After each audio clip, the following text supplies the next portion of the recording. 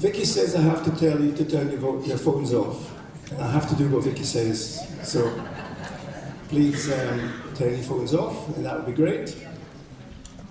And I'm looking at the people in this room, and when we started organising this event, we thought, well, if we get 120 people, that would be fabulous. But in fact, we've got 220 people. So,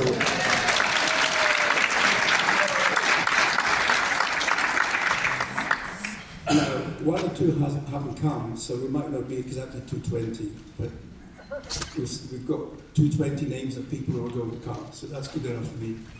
And the first thing, obviously, I'd like to do is welcome you all to this conference. I cannot believe that when I read that on there, it says 10th anniversary conference, 10 years since we stood in Buchanan Street for the first time, and we'll tell you a little bit about that. But we couldn't have done it without people like you. People who've been with us, supporting us, encouraging us, visiting us, being with us, and really my thanks, the greatest thanks that I have, is to people in this room. Thank you so much indeed for being with us for 10 years and being here today. Thank you so much.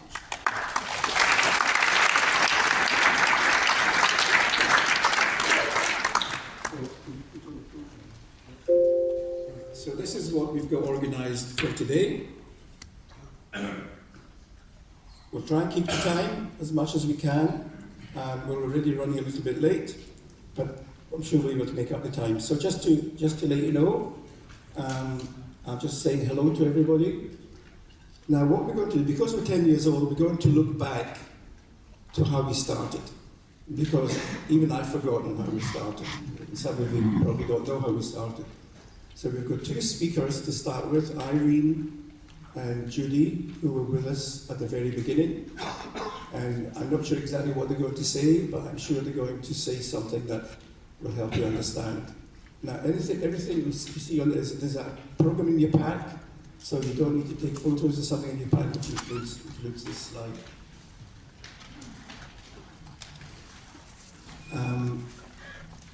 After that, I'm going to try and tell you a little bit about the past, and my friend Simon has very kindly agreed to ask me some questions, and I'll try and answer them the best I can. And then after that, we've got Daniel. Now Daniel, would you believe, has arrived this morning, and he's going away this afternoon back to London. I mean, isn't that fantastic? He's come all the way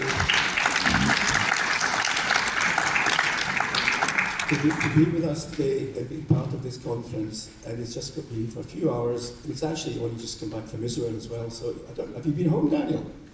You have been home? Okay, you couldn't have been there for very long though. So Daniel's with us, and then, I can't see what it says. Lunch. Then it's lunch, okay? Now, after lunch, we've got David Collier. Maybe many of you will know of David Collier if you've not actually met him. And David will tell us a little bit about his experience with the work he does.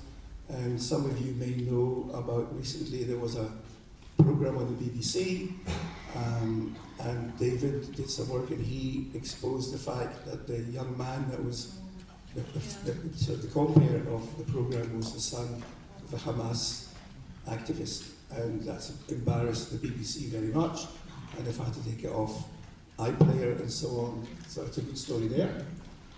Now, we've then got John Mason. Well, we've got Jackson Carlo first. So the MSBs are not coming to lunchtime because John's gone to church and Jackson's got something on, but they'll both be here. So they're both members of the Scottish Parliament, if you don't know who they are, and they'll be speaking. And then we'll have Simon giving us his talk and his impressions of what's been going on. And then we've got a very special young lady who is in her first job with the Board of Deputies in London, and she's also come up, especially for today, to tell us a little bit. She's involved with the hostages and what's going on with the hostages, and she was in Israel not long ago, and she will tell us a little bit about what's going on just now as much as you can with the hostages. And then we'll have a Q&A. So all the speakers who will be speaking will be sitting at that table over there. And we will have about 45 minutes to ask them questions. Anybody can ask a question. And that's it, basically. So when I say it like that, really quickly, it doesn't sound like a long time, but we're not going to be out of here until after 4 o'clock. So that's a great day as far as I'm concerned. So without further ado, I'd like to invite Irene, please. Now, I don't know how much you're going to say about yourself, Irene. So I've got a little bio here about Irene, but I think it might be better if Irene tells us what's in it. You know? Oh, no, okay, all right. So I'll just say that Irene's been involved with Stand. If you've heard of Stand With Us, there's an organisation that we've worked with many years, and we met her through Stand With Us. And she's helped us over the years, and we felt because she was involved with us at the beginning, she had to be here today. So I will let you speak now. Good morning, everybody. This is a real privilege, and I'm thrilled and deeply touched to have been invited to speak to you today at GFI's 10th anniversary to celebrate their fantastic achievements. So why? Why was I given this extraordinary gift of paying tribute to GFI? And when Vicky invited me, she said, well, without you, we wouldn't have got started.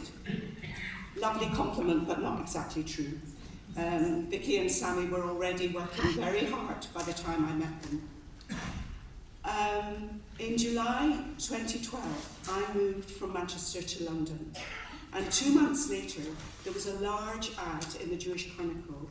Stand With Us were looking to hire a community director. I looked at it and said, I can do that. And so it was. I could, and I did. And so what I want to share with you are some stories of people who said, I can do that, and they did. Stand With Us is an international educational organisation, traditionally student-focused, and its mission is to educate students, Jewish and non-Jewish, about Israel, to offer a more truthful, less biased perspective than the prevailing narrative, which is predominantly shaped from a Palestinian perspective, and is parroted almost verbatim by the mainstream media. My initial role in Stand With Us as community director was to take Stand With Us out into the community, Jewish and non-Jewish, nationwide. One of the most powerful tools that we had were these educational booklets, which I found on the stand still outside. And actually, I had brought them with me from London and forgot to bring them this morning, so I was really pleased to see them on the stand outside. They were supplied to us free of charge from Los Angeles and the Stand With Us head office.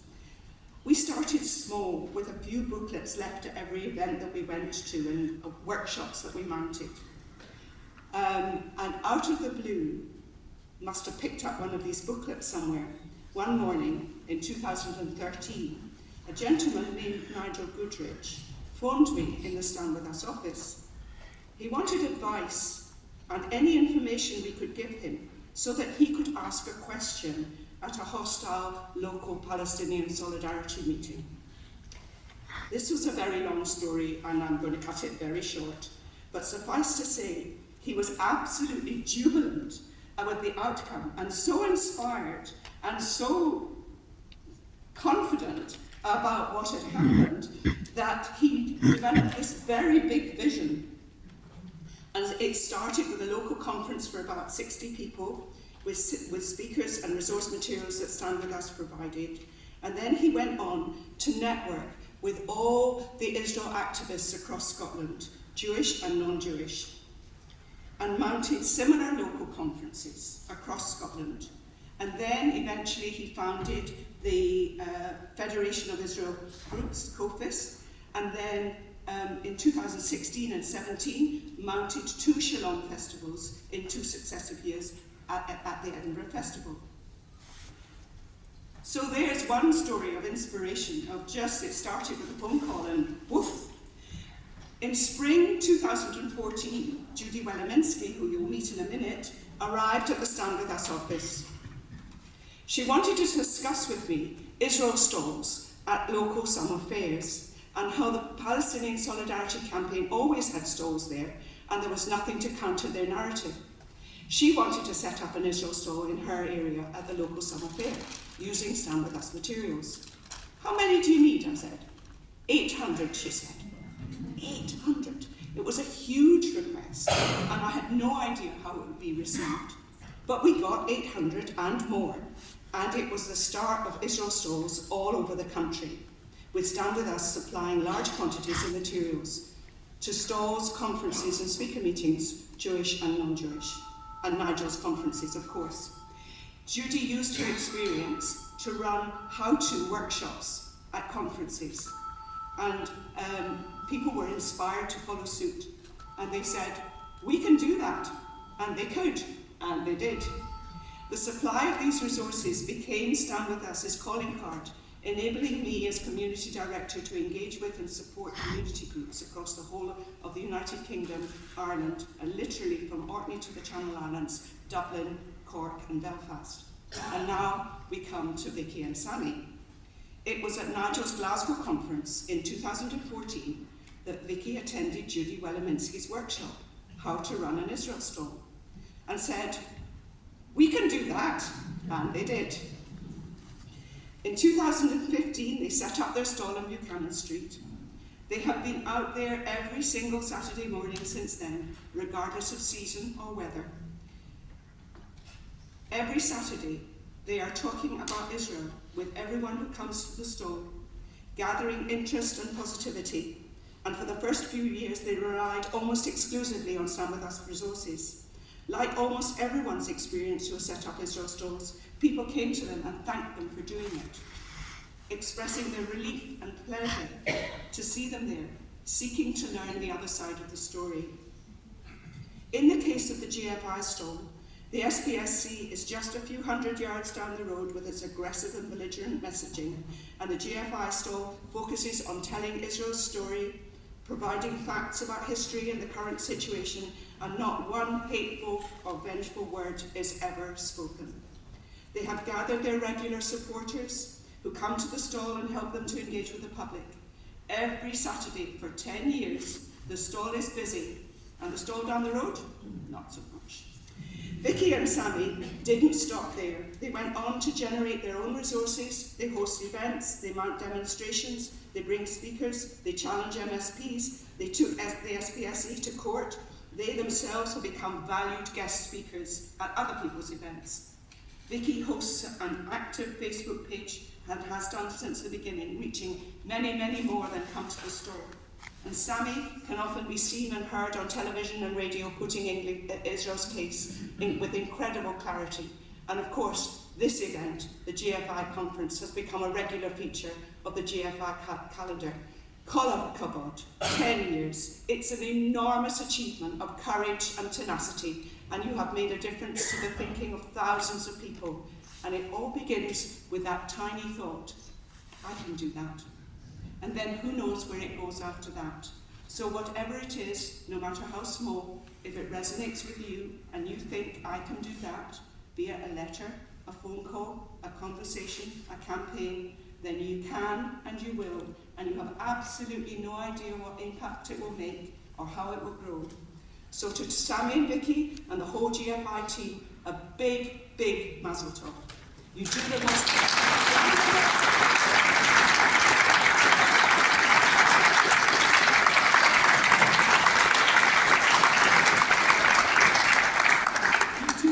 amazing work, and you are an amazing team, and we thank you for all that you do and the difference that you make. And now you can applaud.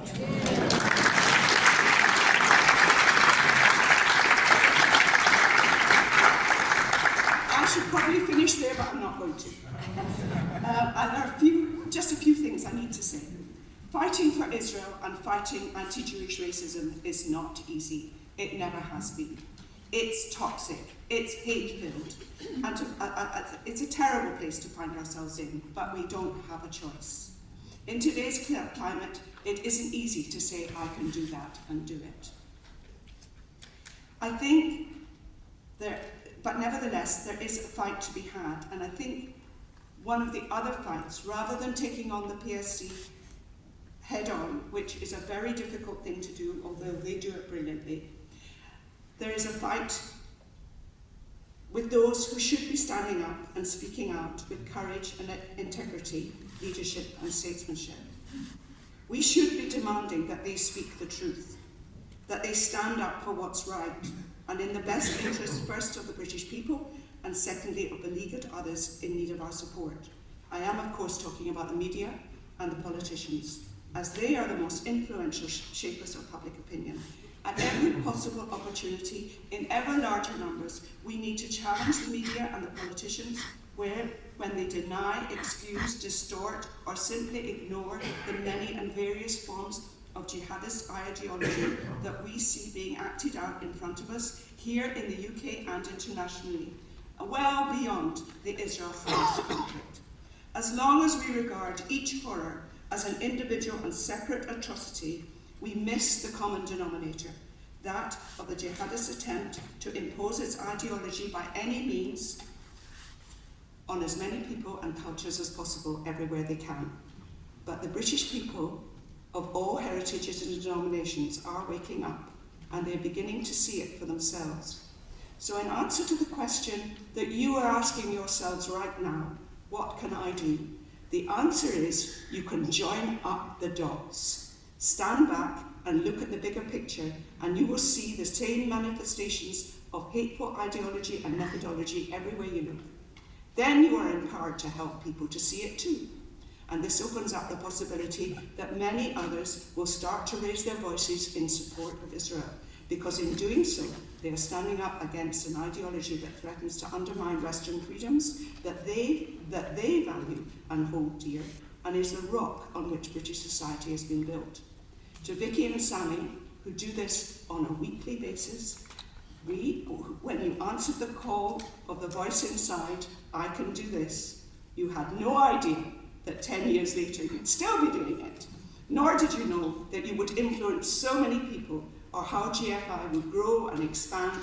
You're doing an extraordinary job, and should it be necessary, let's pray it's not, may you be blessed with health, strength, courage, tenacity to keep going for as long as it's needed. Am Yisrael Chai.